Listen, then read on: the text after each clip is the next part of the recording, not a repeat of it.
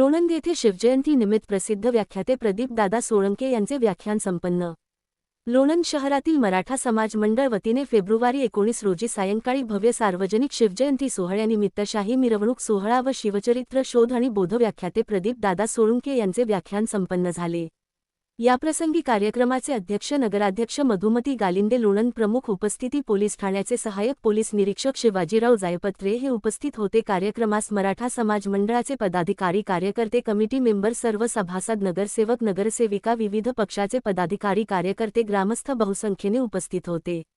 बातमीसाठी श्री दिलीप वाघमारे, लोणंद। मुख्य संपादक शौकत शेख।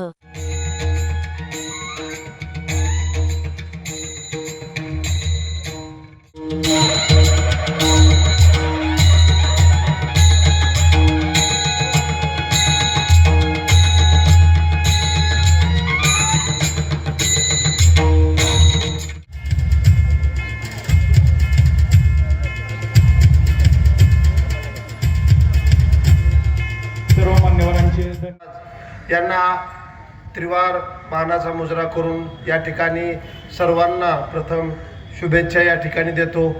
आणि या ठिकाणी महाराज यांनी जे आपल्याला सर्व जाती धर्मांना आणि सर्व जाती धर्मातील लोकांना एकत्र करून जी स्वराज्याची स्थापना केली आणि एक त्यांचे जे विचार आहेत, एक त्यांनी त्या ठिकाणी सुशासन त्या ठिकाणी एक चालू केलं। त्याची आत्ता आपण ज्या पद्धतीने या ठिकाणी सुशासन बघत असतोय, त्यांच्या विचारांचं सुशासन या ठिकाणी अख्ख्या महाराष्ट्रात चालू आहे आणि त्यांच्या विचारांनाच पुढे घेऊन आपल्याला या ठिकाणी संपूर्ण महाराष्ट्र घडवायचा आहे। आज या ठिकाणी मंचावर उपस्थित शिवव्याख्याते श्री प्रदीपदादा या ठिकाणी आपल्याला संपूर्णपणे या ठिकाणी त्यांचे विचार व्यक्त करणार आहेत। परंतु मी या ठिकाणी एक आवर्जून गोष्ट सांगू इच्छितो की ज्यांचं नावात या ठिकाणी उच्चारून एक आपल्यामध्ये एक ऊर्जा निर्माण होते आणि ज्यांचं नाव उच्चारताच आपसूक आपल्या तोंडातून जय हा शब्द निघतो, अशा थोर महापुरुषांचे विचार या ठिकाणी आपल्याला आज ऐकायला भेटणार आहेत। आणि हे विचार हे एका पिढीपुरते नाहीत, आत्तापर्यंत असे 400 वर्षापूर्वीचे हे विचार आहेत आणि अजून आत्तापर्यंत इथून पुढे देखील असे किती पिढ्या जातील की परंतु हे विचार कायमस्वरूपी त्या ठिकाणी राहणार आहेत। आणि असे विचार आज आपल्याला या ठिकाणी प्रदीपदादांकडून या ठिकाणी ऐकायला भेटणार आहेत। आणि मी या ठिकाणी सांगू इच्छितो की जे सुशासन महाराजांनी या ठिकाणी महाराष्ट्रामध्ये आणि पूर्ण देशामध्ये या ठिकाणी सुशासन या ठिकाणी निर्माण केलेलं आहे, त्या सुशासनवरतीच या ठिकाणी पूर्ण जगाचा कार्यभार या ठिकाणी चालू आहे। पूर्ण जगामध्ये या ठिकाणी जे सुशासन महाराजांनी स्थापित केलेलं आहे त्या सुशासनावरतीच कारभार या ठिकाणी चालू आहे। मी एवढंच या ठिकाणी सांगू इच्छितो की या विचारांचं पाईक आपल्या सर्वांना होऊन या ठिकाणी आपण पूर्ण महाराष्ट्राची या ठिकाणी आपण सुशासन या ठिकाणी आपण चालू करणार आहोत। परंतु लोणंद नगरीमध्ये देखील आदरपूर्वक नमस्कार। आजचा दिवस हा खूप खास आहे।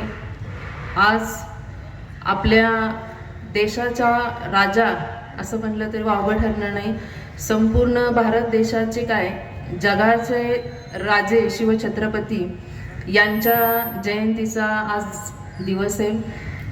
मराठा समाजातर्फे आलेल्या सर्व शिवभक्तांचे मी या ठिकाणी स्वागत करते। खरंच आज सकाळी खूप छान आणि शिस्तीच्या वातावरणात राजांची मिरवणूक पार पडली आणि आज संध्याकाळी व्याख्यानाचा कार्यक्रम आहे। खरंच राजांनी जे काही आदर्श आपल्याला घालून दिले त्या आदर्शांवर लोणंदकर नक्कीच चाललेत असं मला तरी वाटतं। राजांनी जी काही स्वराज्याची स्थापना केली त्यामुळे केवळ महाराष्ट्राचेच नव्हे तर भारत देशामध्ये खूप काही बदल झाले। महाराजांनी आपल्या जीवनात शौर्य, न्याय, समानता अशा गोष्टींना खूप वाव दिला। आज मराठा समाज मंडळाचे सर्व कार्यकर्ते, पदाधिकारी यांचे मी खूप आभार मानते की त्यांनी असा एक शिवजयंतीचा आगळा वेगळा कार्यक्रम लोणंद शहरामध्ये राबवला आहे आणि मला या ठिकाणी आमंत्रित केलं आणि बोलण्याची संधी दिली त्याबद्दल मी या सर्वांचे खूप खूप आभार मानते। जय हिंद, जय महाराष्ट्र, जय शिवराय. पण या स्वराज्यासाठी जो जो लढला त्याला मराठा म्हटलं जातं. या देशातल्या 5,000 जाती शिवाजी महाराजांनी एका शब्दाने एकत्र आणला. कोणता शब्द? मावळा. एका झेंड्याखाली एकत्र आणला. कोणता झेंडा? भगवा. या देशातल्या 5,000 जाती शिवाजी महाराजांनी एका घोषणे एकत्र आणल्या. हर हर महादेव. तुमच्या माहितीच तो मराठ्यांची घोषणा होती हर हर महादेव. पण छत्रपती शिवाजी महाराज की जय ही पहिली घोषणा कुणी दिली आणि कधी दिली?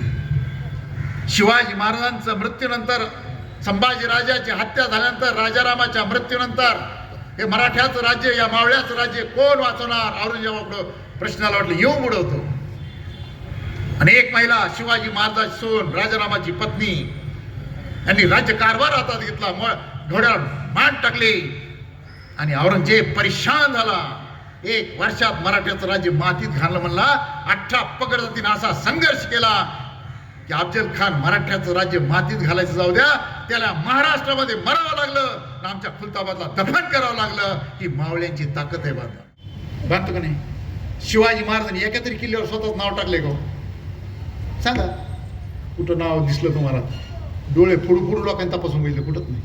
आईचं जिजाऊ किल्ला, येशूबाई किल्ला, तारराणी किल्ला, शहाजी किल्ला, संभाजी किल्ला.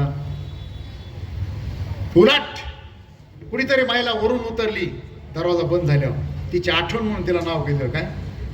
हिरकणी. कुणीतरी पोराचं लग्न सोडून लढायला गेलाय, गड आला पण सिंह गेला. आधी लगीन कोंडाण्याचं, मग माझ्या रायबाचं, त्याचं आठवण म्हणून सिंह गड नाव दिलं. स्वतःच्या किल्ल्याला कुठंही नाव दिलं नाही. 26 तत्पर हिरोज इंदुरकर इंजिनियरचं रायगडाचं ते नाव दिलं नाही. अरे जसे आदिलशाही, कुतुबशाही, निजामशाही, तसं शिवशाही नाही. बसला नाव देऊ द्या.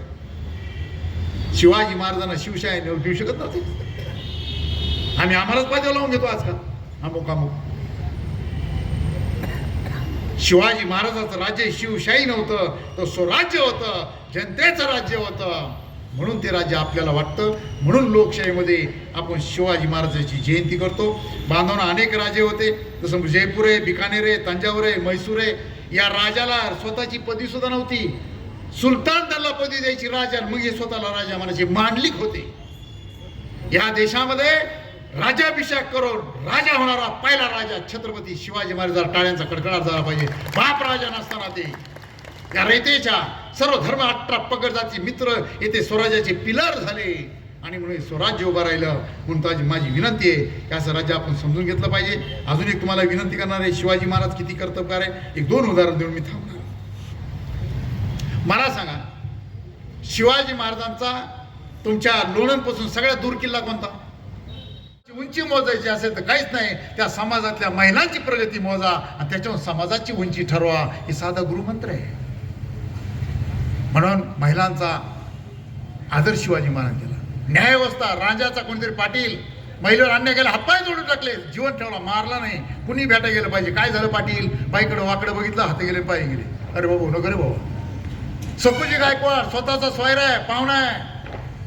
आदिलशहाचा किल्ला घ्यायला पाठवले, कुणीतरी सावित्रीबाई ब्राह्मण किल्लेदारीने, त्याला वाटले बाई काय लढणार आहे. हल्ला केला, बाईने शर्त केली, याला अपमान वाटला, लवकर किल्ला आला नाही. त्यानं किल्ला ताब्यात आला, बलात्कार केला त्या सावित्रीवर. गुप्तहेर खात्याची बातमी बहरची नाही. महाराज किल्ला फते, पण किल्ला गेला, सॉरी बलात्कार झाला. वाजत गाजत झाला सकुजी गावला, फते शिवाजी महाराज जिंकलो. आम्ही नाही काय कदा आमदार होऊन जिंकलो जातो, वाजत नेत्याला भेटायचं. फते जिंकलो. शिवाजी महाराज म्हणले, सकोजे तुला किल्ला घ्यायला पाठवलं होतं, बलात्कार करायला पकडायला बक्षीस नाही. डोळे फोडा, अंधार कोठडी टाका. त्या राजाच्या नावानं माय मारो टाळ्या वाजल्या पाहिजे.